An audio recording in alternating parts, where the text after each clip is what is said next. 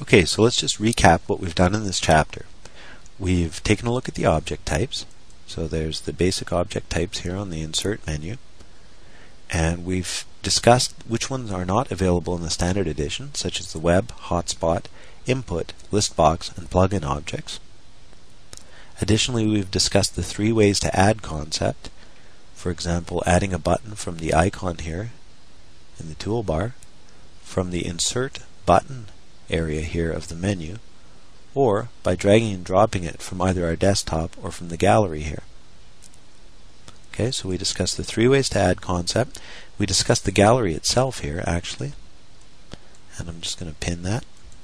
How to use the gallery, how to surf between the different kinds of content here, and how to drag content from here onto our stage. And the last thing that we took a look at in this chapter was object properties, namely, in our case, button properties. But again, if we take a look at one different object, for example, a video object, so I'll quickly select a file by double-clicking it here, press OK, and I'm going to add that to our canvas, and you'll see that there's a whole set of object properties available in the Properties Inspector.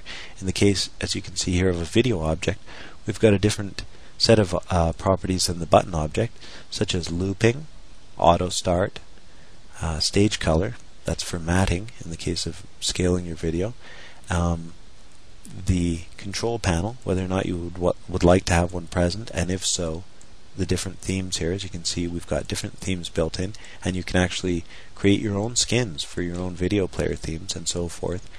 And as well, we've got some different options for buttons, time, slider, etc. The point being that there's a different set of object properties for each of these objects, and I encourage you to go ahead and add each of these to your canvas, click on them to select them, and look in the Properties Inspector to see what's available for each. So that's a recap of our chapter, and everybody should feel comfortable now with the different object types, how to add them either from the gallery or from their desktop or system, and how to access the properties and edit them.